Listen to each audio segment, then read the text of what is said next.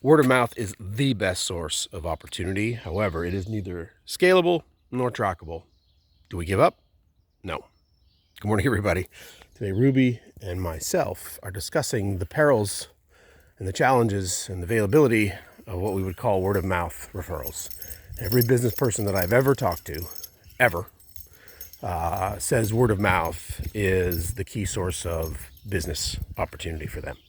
And that is completely understandable. As I said at the top, that is neither scalable nor trackable. You do not know when Jane and Judy will have that dinner meeting and your name will come up and suddenly the phone rings and it's a deal.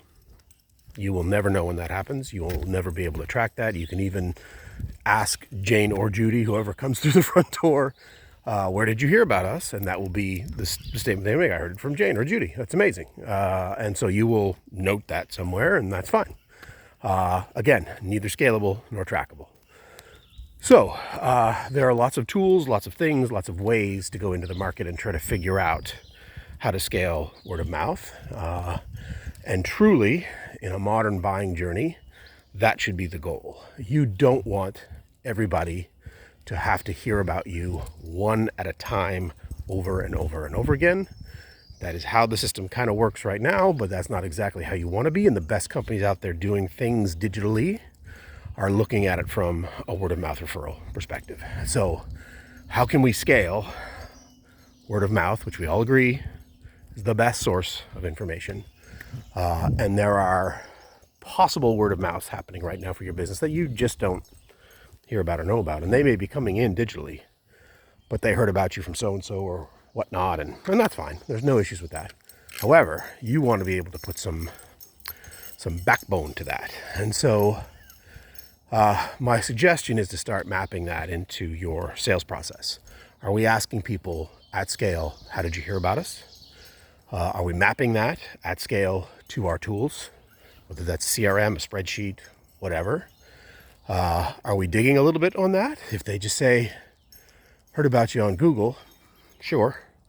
Was that a good SEO strategy that we put together to help that work? So again, trying to make sure that the information that you're gathering about where these people came from is never a wasted time. So you don't necessarily want to be intrusive about it, but you want to make sure that you're getting that information. So whether you're asking that one-on-one in a sales conversation and recording it, great.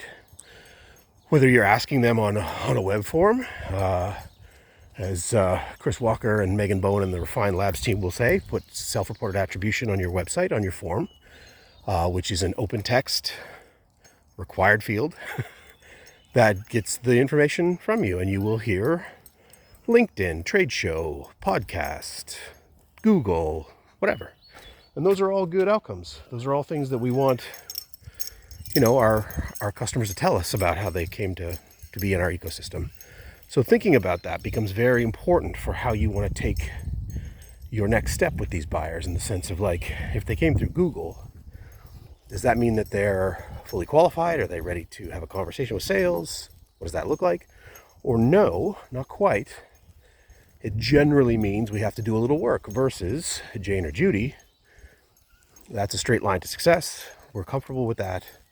We can make that conversation happen. So thinking about how to scale word of mouth is really about availability to your customer. And so for our purpose today, we'll talk about availability to your customer being your digital presence. So yes, 100%, we want to have a conversation with Jane and Judy. That was a in-person, one-on-one referral. Never going to say no to that. However, for our purposes, being available to your buyer means having a presence and having them gain some affinity for you.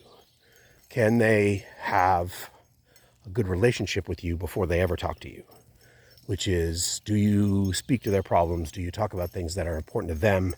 Do you seem to know what you're talking about in general? This is the stuff that businesses should be thinking about in terms of generating that word of mouth, boosting that word of mouth in a scaled way.